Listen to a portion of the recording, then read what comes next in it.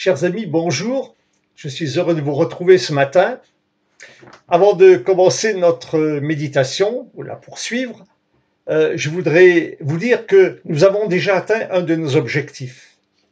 Et cet objectif, parmi d'autres, était le suivant, d'être en contact avec tous les amis et les membres de l'eau vive, de nous retrouver et d'échanger. Et c'est bien ce qui se passe pendant cette semaine.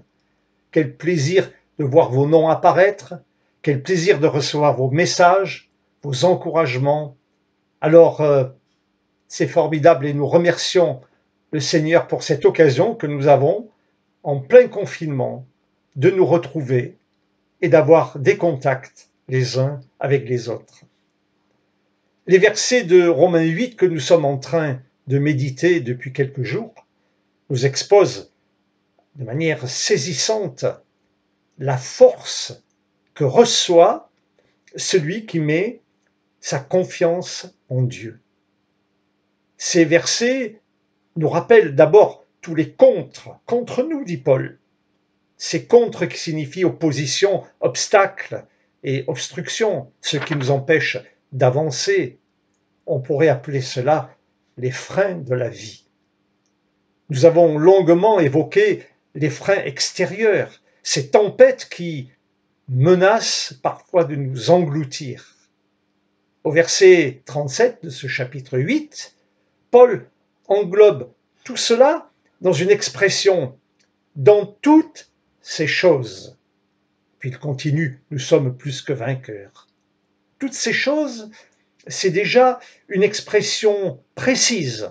Elle fait référence à la longue liste que Paul énumère, l'angoisse, la crainte, l'épée, la nudité. Mais c'est en même temps une liste qui va se préciser parce que nous allons pouvoir y ajouter nos propres maux, nos propres combats, nos propres luttes. Nous sommes tous confrontés au mal. On peut même parler de souffrance à la carte. Nous avons parfois l'impression que notre épreuve est plus rude que celle de notre voisin. Et même, nous nous disons parfois, ah, si seulement on pouvait échanger nos épreuves, ce serait tellement plus facile pour moi de vivre celle de l'autre. Toute épreuve est difficile à vivre. C'est pourquoi il nous faut sans cesse nous rappeler cette parole que Paul écrit et que nous avons répétée jour après jour. Si Dieu est pour nous, nous avons eu l'occasion d'expliquer ce que cela implique, connaître Dieu, savoir qui il est, ce qu'il peut faire dans nos vies. Le Dieu de Jésus-Christ veut éclairer notre vie par sa présence. Avant de rencontrer le ressuscité, Saul de Tarse, qui sera l'apôtre Paul, va faire l'expérience suivante. Paul était un homme qui avait une vision rigoriste de Dieu, stricte, rigide. D'ailleurs, on lit dans le livre des Actes qu'il allait à Damas, rempli de fureur, de haine, respirant la menace et le meurtre, dit la parole de Dieu, pour saisir les chrétiens, les attacher, les ramener à Jérusalem. Mais sur la route de Damas, il va rencontrer le ressuscité. Et sa vie va être bouleversée. Ses certitudes, ses croyances, sa vision, tout va être balayé. Et il va se retrouver face à Jésus-Christ.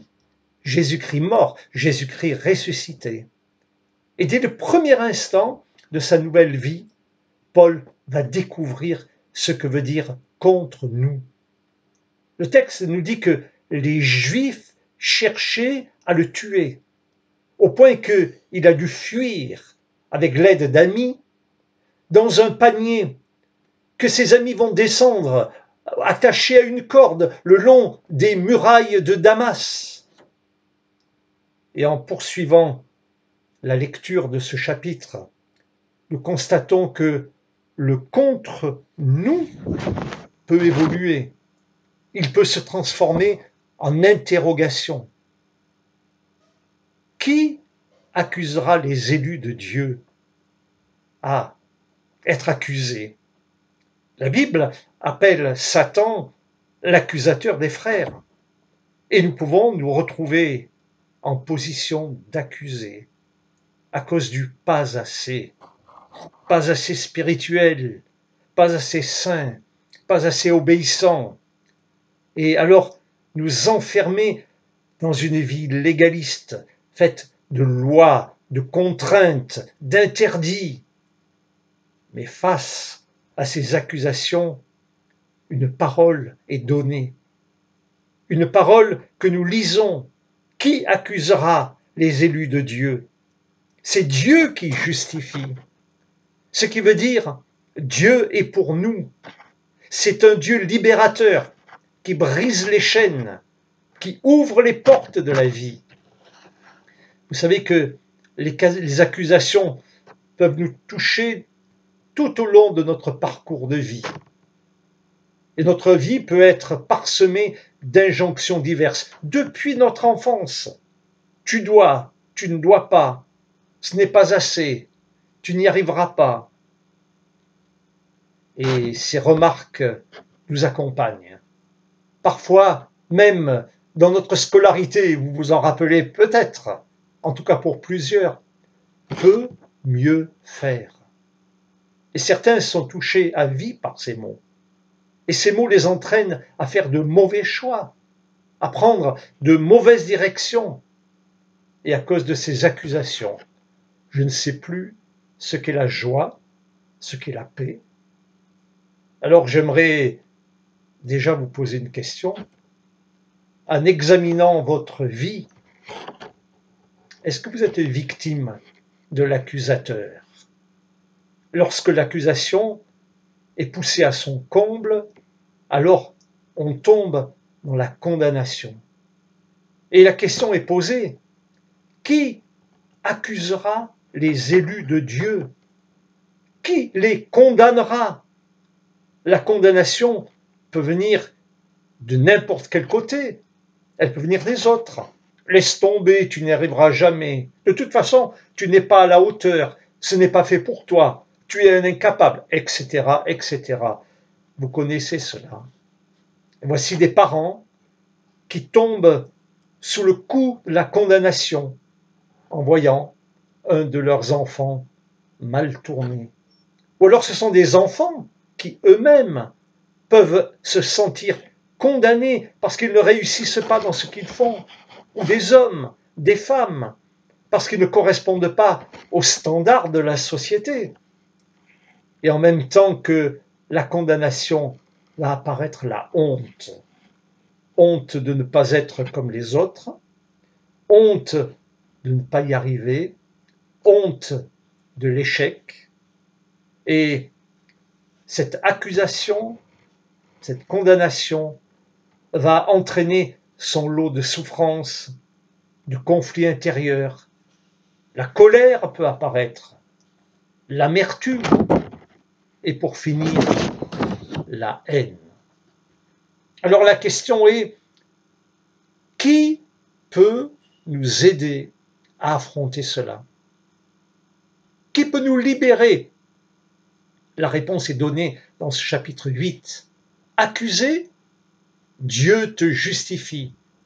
Condamné, Jésus-Christ est mort et il est ressuscité. Maintenant, il est ton défenseur. C'est lui qui a été condamné à ta place. Et pour finir, Paul va poser une troisième question. Qui nous séparera de l'amour de Christ? Personne. Personne. Parce que dans toutes ces choses, nous ne sommes plus que vainqueurs par celui qui nous a aimés. Dieu est avec nous. Signifie que qui que tu sois, quel que soit ton parcours, quelle que soit ta situation, tu es aimé de Dieu. Vous avez déjà vu certainement sur les marchés ou dans les brocantes des balances à deux plateaux qu'on appelle balance Roberval. Que faut-il pour que cette balance fonctionne bien? Eh bien, il faut d'un côté mettre un poids et de l'autre mettre un produit quelconque. On met le produit et puis on ajoute les poids et puis le fléau va indiquer combien pèse tel ou tel aliment ou produit. Dans nos vies, c'est un peu comme ça. Nos vies ressemblent un peu à des balances Roberval. D'un côté s'accumulent nos expériences, nos échecs, nos réussites parfois, bien sûr, mais aussi nos traumatismes, tout ce que nous avons accumulé. Et ce côté pèse très lourd. Le fléau est tourné vers ce côté. Que faut-il pour que le fléau marque l'autre côté?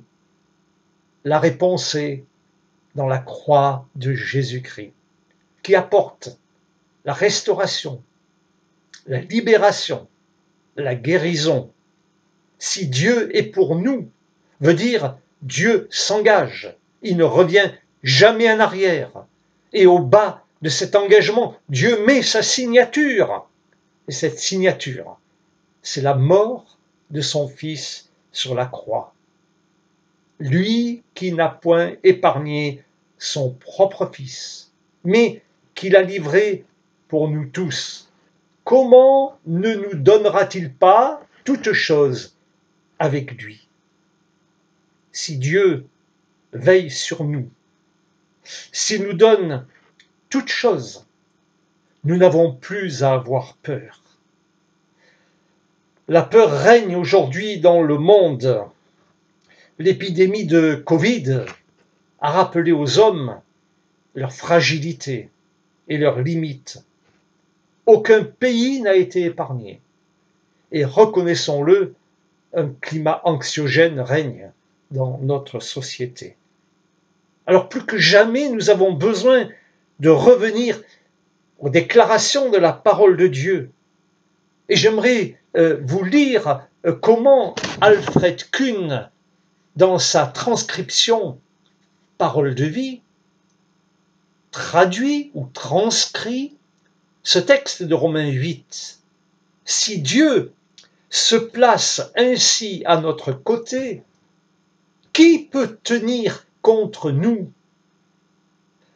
Qu'est-ce qui peut s'interposer entre l'amour de Christ et nous? Nos soucis, nos épreuves. Lorsque nous manquons de pain, d'habits, d'argent, quand nous sommes exposés au danger ou menacés d'une mort violente. Et il conclut en écrivant « Non, rien ne peut mettre séparation entre nous et l'amour que Dieu nous a témoigné en Jésus-Christ notre Seigneur. » La perspective est ouverte pour que notre vision des choses change. Nous n'appréhendons plus la vie, la mort en fonction de nous-mêmes, mais en fonction de celui qui a connu la mort, qui est ressuscité et qui veille sur nous maintenant. Aujourd'hui, votre perspective peut changer radicalement.